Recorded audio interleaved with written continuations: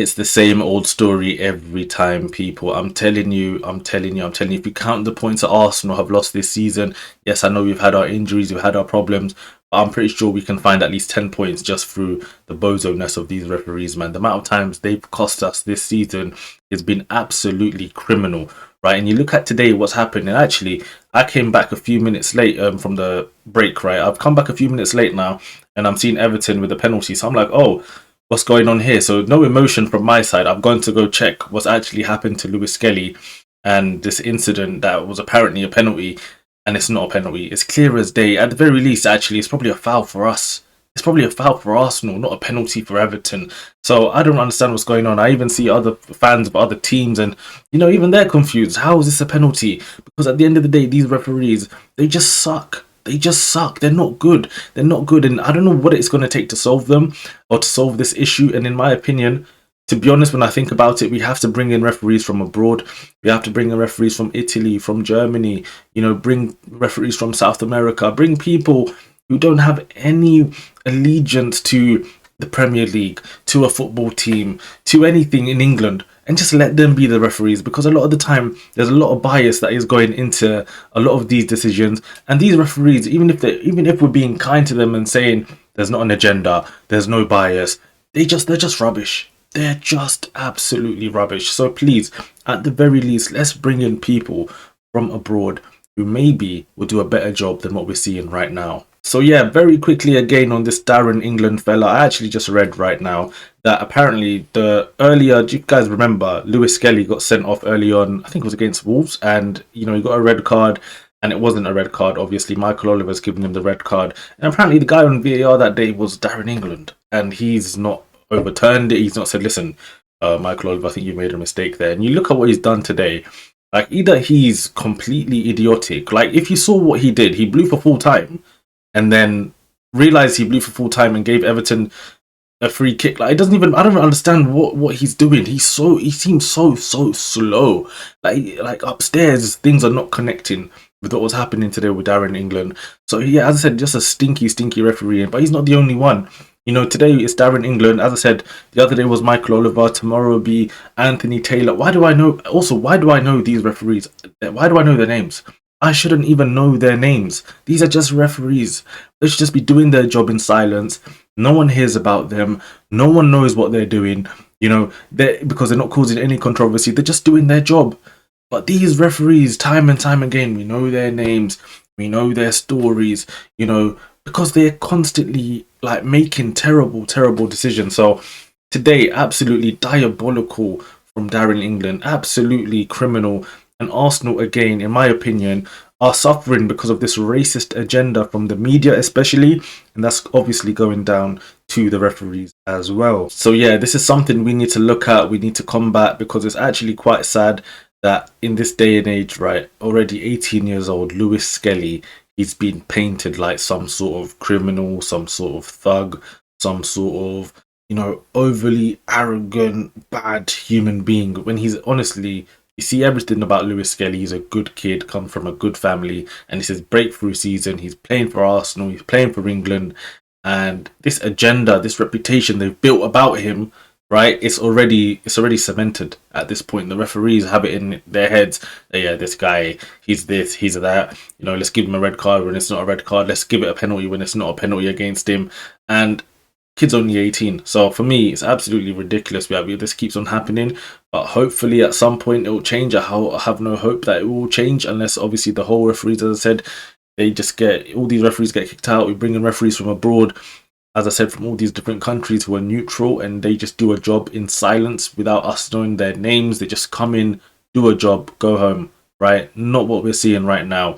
But yeah, guys, let's talk about the game very quickly as well. But yeah, just on the game very quickly. Obviously, guys, we have Real Madrid on Tuesday, so there was going to be a rotation today. I was surprised to see Rice play, and I was actually surprised to see Lewis-Skelly play as well. Obviously, we've been talking about him as well. I thought Tini was going to play, and Zinchenko was probably going to play midfield, but he's opted to play Rice and Lewis-Skelly. But apart from that, there was a lot of rotation. Trossard was playing, Raheem Sterling was playing, Ben White actually played a good 60 minutes today as well. Saliba looked lively. Marino, they've given him man of the match here. It's quite funny because before the game started, he pulled his groin a little bit. It was like, oh, it's a bit of concern that he wasn't actually going to play. He bust his head. He bust his head at the same time while in the first half. Yeah, so ended up, having to play with a bust head. And he had obviously that groin incident at the beginning as well. So yeah, he was a warrior, because I'm giving him his credit as well, Marino, because I've been someone who's not been, kind to him, especially in the early stages, where I was like, why did we sign this guy? Still don't really think he's, top or Arsenal level, so to speak, right? But fair play to him. He's actually done a job when he's been playing up front. The goals he's been scoring, and now obviously today playing a different role, but helping the team again. So yeah, big up Marino for what he's been doing. I actually do respect him for what I've seen from him as of late.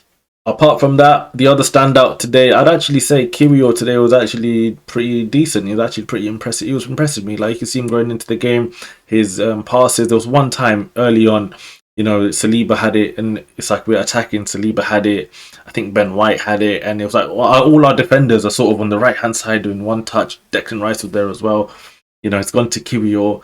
He's in that, that Saka position where, he cross it back stick and he's just gone out of play. I was like, oh man, that's Kiwior. But really and truly, actually, after that, he was playing pretty well.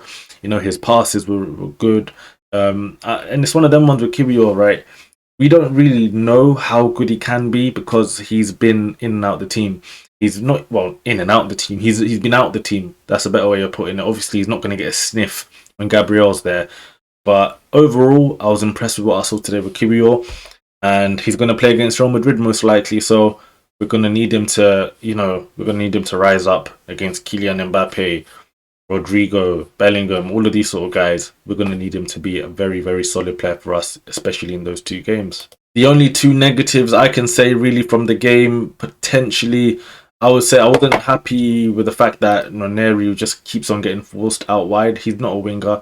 Like, if you look at Noneri, everything good that he does comes through the middle. In the centre, he's a scary player.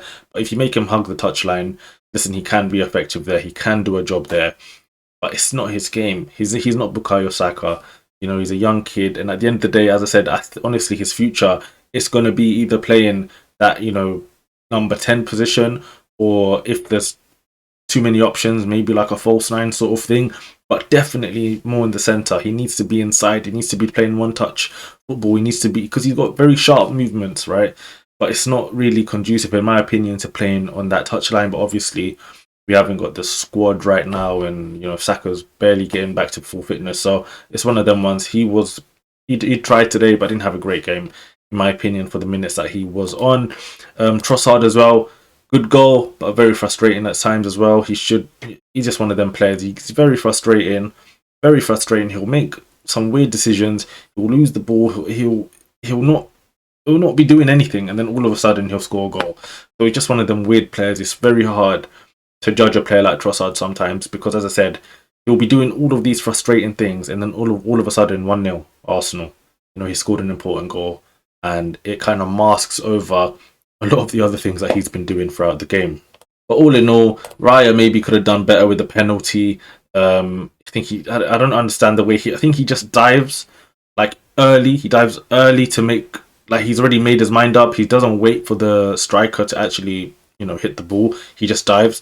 And obviously that can work, right? If you guess right, if the striker doesn't change his mind and he doesn't realize what you're doing, yeah, you can save the penalty. But really and truly, a lot of the time, you're kind of making it easy as well for the penalty taker, because if he realized that you're diving a bit early, you just hit it the other side. So it's one of them ones with David Raya.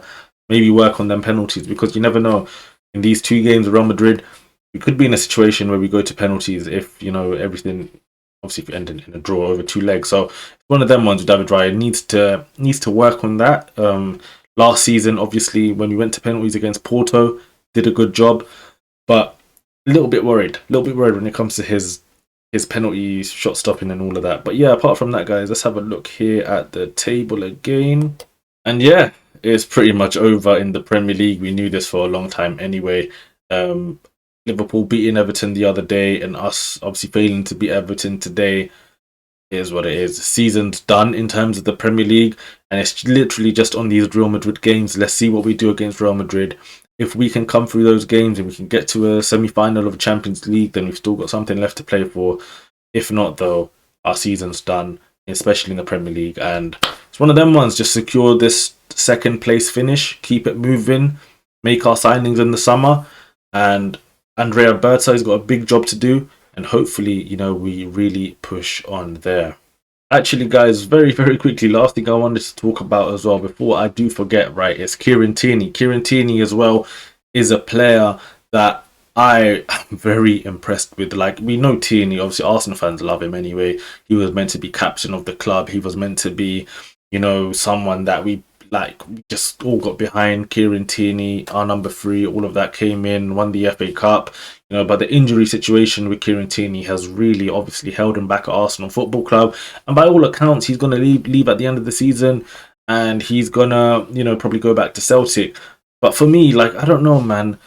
Is there a chance that we can take a risk on Tierney, give him a new deal? I don't know what the situation is, because I don't think he signed anything with anyone right now. Is there not a chance that we can just give him a year, 2 years?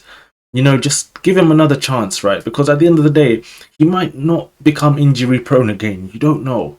He might be one of them players, 27, 28, he fully develops and he just stops getting these injuries. So you never know with someone like Kieran Tierney, because at the end of the day, he's got so much quality that we actually do need. We need a left back like him in our team. I'm not sure why Arteta doesn't use him more often. There's also reports linking us to getting a traditional full back, right? But we've already got Kieran Tierney. So it's one of them ones, in terms of quality, we're going to be hard pressed to find another left back better than a Kieran Tierney. But I do understand, obviously, from the club perspective, where, he's got so many injury concerns that maybe doesn't make sense giving him a new deal. But honestly, if I was looking at it with the amount of players that we have that can play left back anyway, I would just give him a new deal and just take the risk and then save that 30-40 million on a left back and just put that in another position. But that's just my opinion, man. I really wish there was a way for Tierney to stay. I feel like if we just give him a year, give him another year or two, and give him another chance, right, to maybe stay fit, I think he can offer Arsenal so much, because he's a quality left back. There's no denying that. And I think it would be a shame, to be honest. Obviously, no disrespect to Celtic. I know, obviously, Tierney, that's his club as well. He loves Celtic. But the level of player that he is, man, he should be playing at that top level, Champions League, Premier League, really trying to fight for stuff, major honours year in, year out. I think he's that good, man. It's just the injuries again. And it's one of them sad things, man. We've seen it with players in the past, with the Wilshires, with the Diabys, with the Rosickis, all of these sort of players who had so much to give, right? And then just injuries just kept on killing them. Actually, even when you think about someone like Robin Van Persie, right? How many injuries did he have? And then when he was about 29-ish, 28, 29, things start clicking a bit more. You look at someone like Ousmane Dembele as well at PSG, a lot of injuries, a lot of, negative situations happening. But in the end now, 27, and he's starting to, really kick on again. So I think there's hope, and I think there's a lot of reasons to keep a player like Kieran Tierney. So hopefully that's something we can look at. Anyway, that brings this video to a close. Arsenal draw against Everton at Goodison Park. The last game we'll ever play actually at Goodison Park as well. So obviously big shout out to Everton, I guess. And we'll see them at their new stadium next season. But yeah, apart from that, guys, Premier League season's done. All focus now on Real Madrid. Let's see what we can do, man. If we can get past Real Madrid, get to a semi-final of a Champions League, and anything is possible. And before you guys go, if you got to this point, make sure to hit the like and subscribe button as always, and I'll be back with you guys next time. Peace.